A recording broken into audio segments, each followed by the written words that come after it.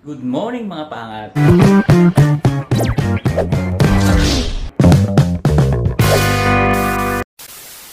Napakaganda na naman ang sikat ng araw.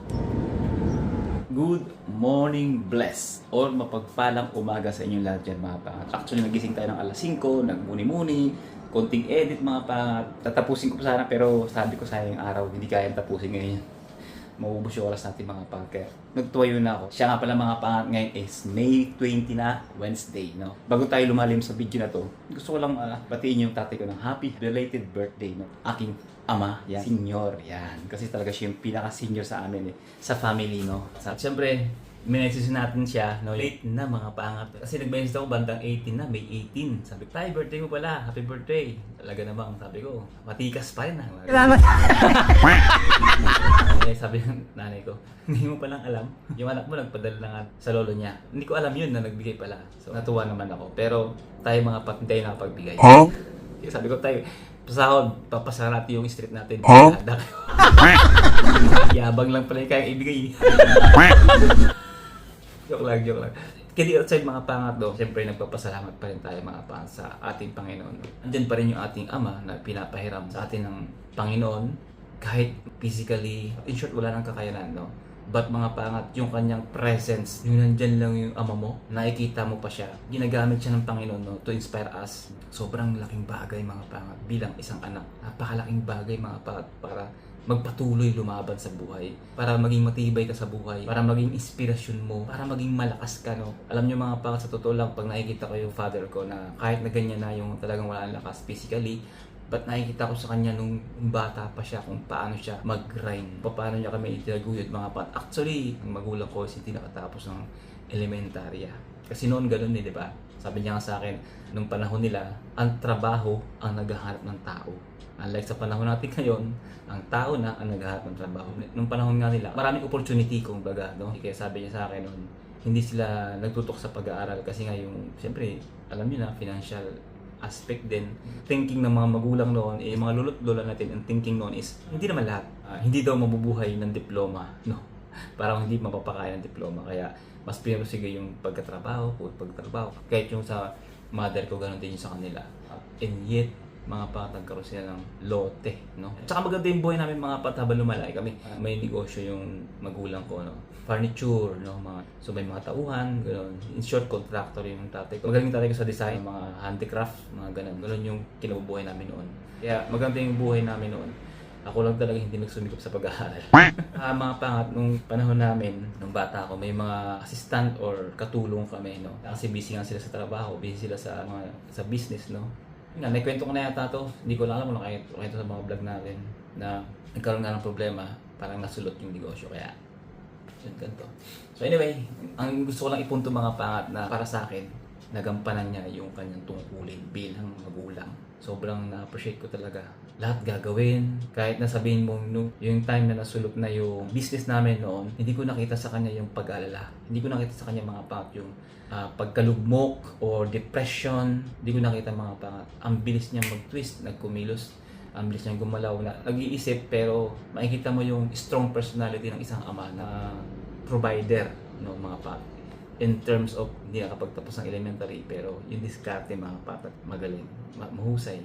Yung mga side hustles, yun, sobrang sipag mga pangat. Kaya ngayon, hanggang ngayon, nakita ko siya as physically weak na, pero nakikita ko pa rin yung dating galaw niya, yung move niya mga pangat, yung pagkilos niya sa pamilya. Talagang hands up ako dahil hindi ko rin kaya. Hindi ko kaya mga side hustle na pinagagawa niya noon talaga. Alam niyo, meron kaming sariling business pero nag-side hustle pa siya sa mga ibang company na nag-design. Kasi ano siya sample designer, gano'n. Tapos pag na-aprobahan, magkakaroon ng volume na order, mga gano'n, from display sa mga hotel, yung mga, basta mga handicraft, mga and furnitures, mga ganyan. Parang small business lang yan noon Ngayon, mga big company na yung gumagawa niyan, mga pangat. Kaya, saludo sa iyo tayo. Maraming salamat sa iyo. Sabi ko nga noong Mother's Day, habang nandiyan pa yung ating mga magulang, yakapin natin, no? I-appreciate natin mga pangat. Ngayon naman mga pangat yung panahon, no, na kailangan nila tayo. Kasi noong mga panahon na malakas sila, na ipoprovide nila yung mga pangailangan natin, naibibigay nila yung mga pangailangan natin. Sila yung nagkakalinga sa atin, sila yung nag-aakay sa atin, sila yung nagtuturo sa atin, sila yung nagbibigay sa atin ng lakas. Ngayon mga pangat naman, ang time para sila naman yung kailgalingain natin, no? Sa abot nating makakaya. Pagrespeto, paggalang, respeto tayo. Napaka-importante nun. Sa mga senior, mga pangat. Kasi dating tayo dyan. Sa pagtanda. Lagi nating isipin yun, no? Na tayo tatanda rin. Laging pangamusta, kulitan, tawanan, no? Nandyan pa rin. Importante yung mga pangat sa taong tumatanda na, sa taong matatanda na. Especially in emotional aspect, mga pangat, no? Communicate na still same, no, mga pangat. Sabi nga sa Bible, mga pangat, sabi nga sa letra ng Diyos. Sa Efeso chapter 6 verse 2 to, ibigin mo ang iyong ama't ina. Ito ang unang utos na may kalakip na pangakong ikaw ay giginhawa at hahaba ang iyong buhay sa lupa. So bilang anak, galang at respeto natin yung ating mga magulang. Hahaba at giginhawa yung ating buhay. Kung nabubuhay pa yung mga lolo't lola ko, kasama ko yung mga pangat. Dati sa kung saan kami nakatira ngayon, pumunta sila dyan. So yun, nagpatuto sila na talagang mababait yung kanilang mga anak. Kaya mga naniniwala ko na mahaba yung buhay ng mga magulang ko. Kasi mabubuti silang anak. Kahit nandito ako mga pangat sa Dubai, no, pag isip ko yung mga magulang ko, inspire. Besides, siyempre sa ating Panginoon, mga pangat, no. Kaya, Tay, happy birthday. Still, I love you. Yeah! Maraming salamat sa Panginoon dahil andyan kayo, malakas. Although matanda, pero nakakalakad, nakapagsalita, sharp pa rin yung isip. Anyway, mga pangat, tama na yung emotion, siyempre, labas tayo. Mamaya, basta tayo ng mga comment. Binabasa ko yung mga comment niyo, mga pangat. Pasensya na kung hindi agad ako nakapag-reply. Talagang 12 hours duty tayo, mga pangat. Talagang medyo hectic schedule natin. May nag-comment nga nung nakaraan, mga pangat, no, na nagpa-comment nga mga pangat si Japong TV, no, sabi niya, shout out sa mga ulitang ina, ang lupit na natin magpaiyak. Actually, mga pangat, pagdating sa talaga sa family, emotional talaga ako dyan, mga pangat, emotional sa mga family oriented, no. Talagang pagdating sa family, iba ang usapan yun.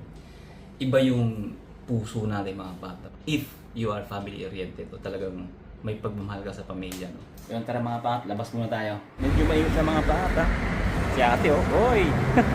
Ayos yung service niya, eh, no. Walang traffic yun. Punta na muna tayo mga pangat ng Nesto. Tingin-tingin tayo ng celery para ngat-ngatin natin. Sarado pa yung mga store, oh. Maaga pa eh. Parking. Ayos na mga nakaparking dito, mga pangat, oh. Baka klaseng bisikleta, no. Hindi, ano siya, motorbike. Magtatrabaho na silang dalawa, oh.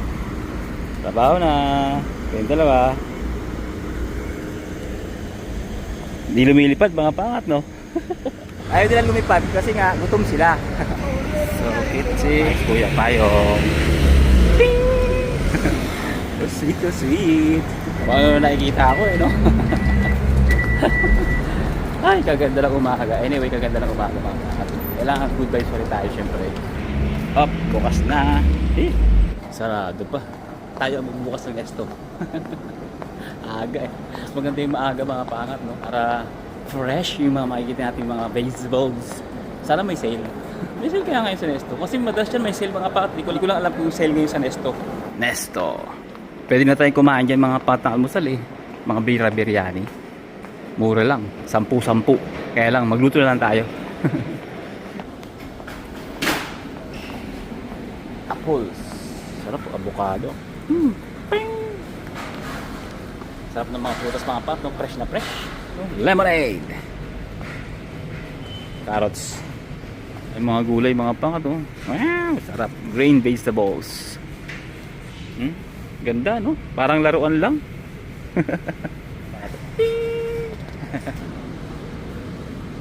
Ano kaya ito, no? Ito po. Ayun, no? 7 grams lang. Totoo kaya ito? Real honey daw to, eh. Sure? Real honey? Check natin, mga pat, yung kanyang puro 00. 100% natural pure honey. Totoo kaya to? Bili kaya ako isa, ano? Nyug! 1 dirham lang. 2 dirham, bale para siyang 30 pesos. 30 pesos. Nyug! Ang lit ng nyug, eh, no? Nyug! Pag nakagat ka na ito, mga pangat, walang celery. Sasagin nila ako, mga pangat, eh, no? 7 dirhams lang. Ito medyo maliit-lit. Yan. 8 dirhams. Walang celery, mga pangat. Saging na lang tayo, saging. At bibili pa akong carrots tsaka lemon, tapos ano ba yun, cucumber. I-blender natin, kaya lang baka nakalis na si Madam Mitch. So wala tayong blender. Kaya bibili na lang ako ng cucumber, ngangatain ko lang. Pwede na yun. Gusto tayo sa Almaya. Oy! Cucumber na lang tayo mga pangat. Tapos okra, syempre walang kamatayang okra. Tapos kangkong. Uy! Sabay pasok sa metro no? Hindi tayo sasakay ng metro. Tatawid tayo sa kabila. Pinabad ako magtawid-tawid sa pedestrian. At least dito mga pat, malamig-mig. Tapang tao. Maaga pa talaga. Muna tayo mga pat ng New Era or West Zone. Doon tayo tingin ng isda. Let's go. Step up. Open sesame. Inaakit mo ako, pero hindi ako papatalo. Inaakit ako ng samusa mga pangat, pero control yourself, man. Actually, masarap yung samusa, lalo yung potato. Kaya lang, deep fry. Alam naman natin, pag deep fry, di ba? Uy, ganda ng araw, sikat ng araw talaga naman. Sarap sa balat. Sarap sa skin. Hindi pa siya mainit in fairness, hindi siya mainit mga pangat actually. Katamtaman lang. Pala, mag-alas 9 na, pero hindi pa rin gano'ng mainit. Actually, yung summer is hindi pa gano'ng katindi. Kaya-kaya pa natin. Gatang ako mga pangat hindi pa gano'ng kainit. Ganda ng klima ngayon, this year. And furnace. Mukhang malilate na. Tingnan natin kung may maganda sa Quezon. Pag wala, lipat tayo sa Albadina. Open sesame. Tuloy-tuloy lang tayo mga pangat. Kadalasan may mga sale dito ng mga isda You know. Ops. Oy. Wala mga pangat. Punta tayo sa Albadina. Anong ginagawa mo? Naglalabas ka ng sama ng loob Sama ng loob yan. Ang sama ng loob yan. Ang sama ng loob. Naglalabas ang sama ng loob. Inistorbo natin no? Ting! Tayo ni swim. Open sesame! Ring! Tuloy na. Hop. Nauwi tayo sa Tamban. Oy, big bike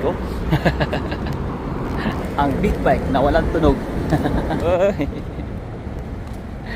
Maganda, tahimik, hindi maingay. Hindi kaya sa Pilipinas, ang ingay ng mga motor dyan kulang sa pansin Alam mo yung mga motor sa atin sa Pilipinas, mga kulang sa pansin, ang iingay. Pero hindi motor yun mga pangat. Ano yun? Scooter, electric bike. Pero masarap yung gano'n, di ba? Hindi maingay, hindi ba sa tenga, hindi pa pansin. Sa atin, lahat na lang kulang sa pansin Ay, walang salita.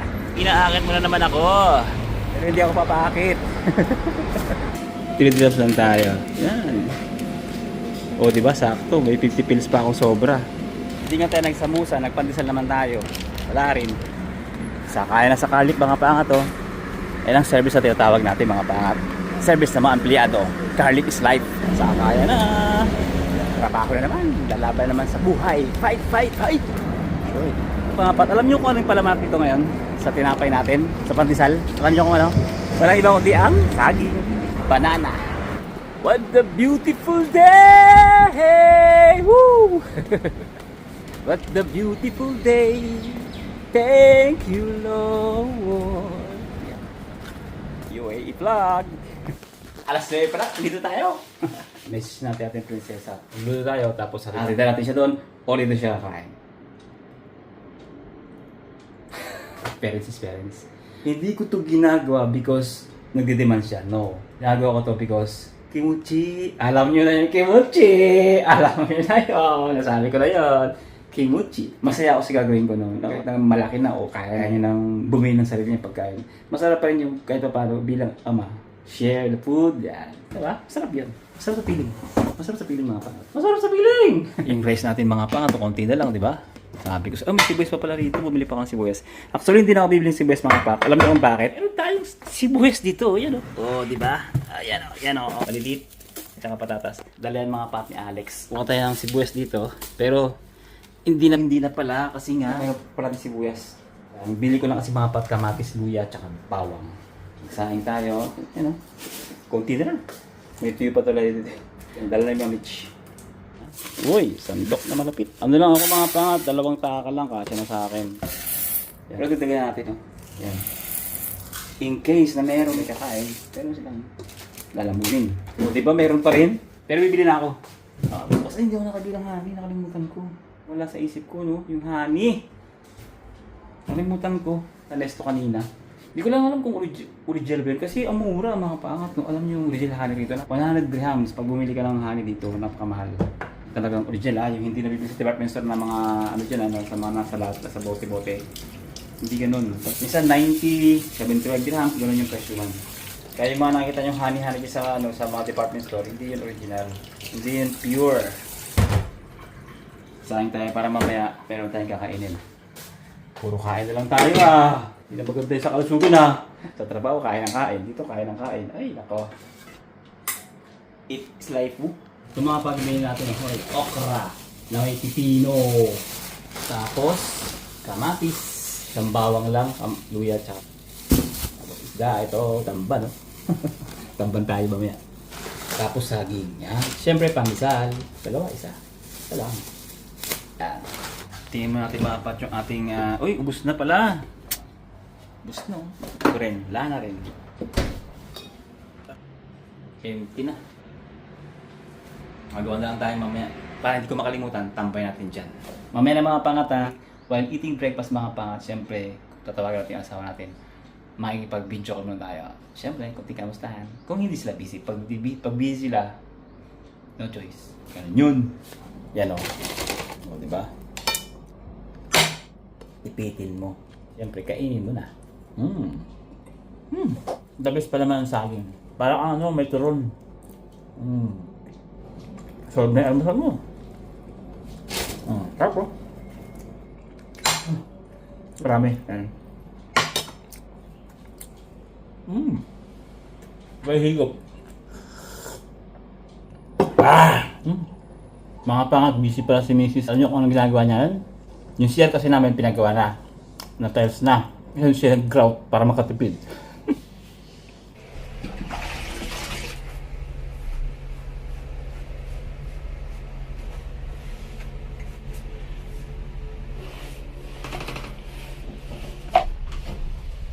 Kaya siya nag-grout kasi kaya niya naman daw. Kumita pa siya. Ninja moves din, no? Napaka-practical. Sobrang lupit niyan. Kaya niya magkarpentero. Baka kala nyo. Pinabawala ko siyang kumalikot ng electrical. Sabi ko, yun ang huwag mong gagawin. Huwag kang mag-electrical. Kahit na tinuturuan ko, pero pinagbabawalan ko pa rin kasi mahirap ang electrical mga hazard dyan Plumbing, okay na yan. Mason ka dyan. Sige, karpentero ka dyan. Laga-lagahan ka dyan. Gusto mo yan, kimuchi mo yan. Pero pagdating sa electrical, hindi, kahit kimuchi mo yan, hindi ko pinagagawa mga pangat. Hindi basta-basta yan. May tamang ano yan may tamang pag-aaral talaga dyan. Tamang procedure, may tamang pag-aaral, may tamang safety, precaution ang electrical. Kaya hindi ko sila pinapayagan.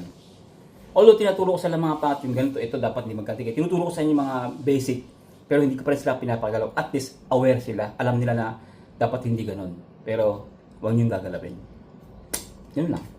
Pero okay yan, great yun. Wala kang makikita ang gamang kasi babae, mga pangat. Ang hirap sa panahon ngayon. Ako. Meron naman. Sabi bawi, no? Mga European, marami. Alam niyo mga pangat, nung nag-Japan ako, break naman tayo sa Japan Namiss talaga ako.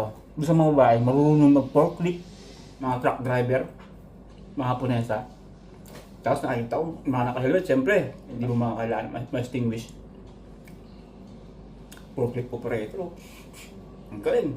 Pagbaba, pagtanggal ang helmet, nakakamiss lang.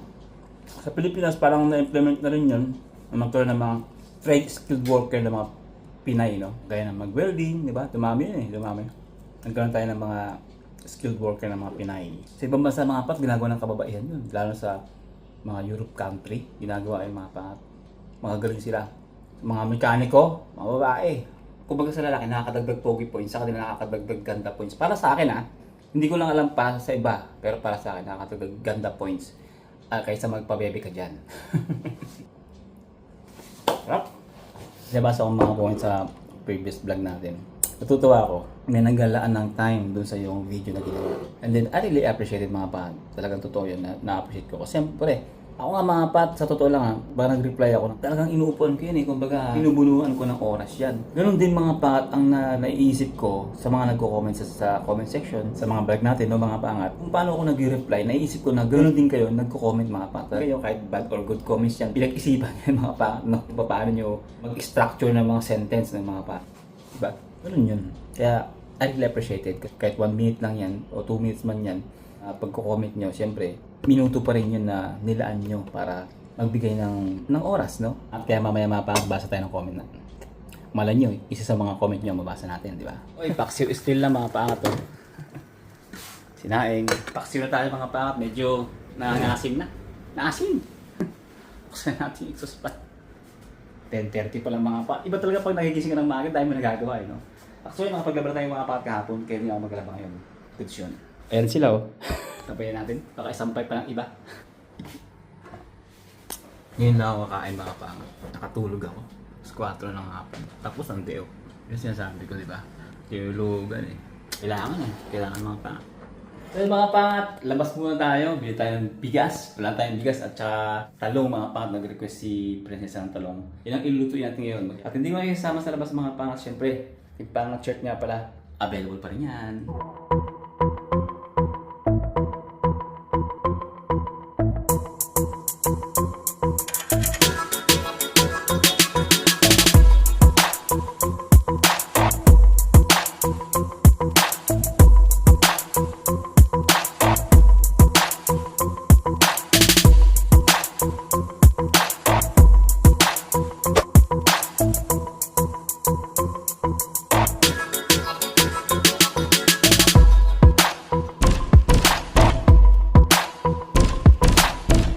Lupit ng mga model-model natin, ang gwapo, no? 17 dirham siya ngayon, no? Ito na ba epekto ng ano? Hormuz? Hindi, mga pat, bago-bago talaga ang presyo ng bigas, no? Kita nyo naman, di ba? Talong. Saan dyan? Eggplant na ito. 10 dirham. Pwede na mga pangat. Pilan tayo ng maganda-ganda. Ito, lalaki, oh. Mga pangat, ito yung presyo ng bigas. Volatile, di ba? Yung nakaraan 13 o 12 dirhams. Ngayon is almost 17 na siya, no? Volatile, parang crypto lang, di ba? Cryptocurrency. At syempre mga pat, hanggang dito itong vlog ito kasi ang haba ng utang bilati ng mga pang, sobrang haba ng kwentuhan natin. Kaya wala muna tayong basa-basa ng comment kayo mga pat kasi mahaba na yung video natin mga pat. At syempre kung mabot ka sa punto ng video ito, don't forget to like, share, and subscribe mga pat. Syempre think positive lang, good vibes. God bless you all sa pagsubok at tagumpay. To God be the glory. Sekreto para humaba ang buhay at tuminghaba dito sa lupa, igalang mo at mahalin mo. Irespeto mo ang iyong mga magulang. God first, always. See you on the next one. Bye-bye! Ay mga pangat, katapos natin magprito ng talong at siyempre ihatid natin kay Prinsesa. Holiday pala mga pa sa next week, mahabang holiday mga pangat. Ang dami na ng tao niya sa metro, sa mga pasyalan. Next week mga pangat. Eid!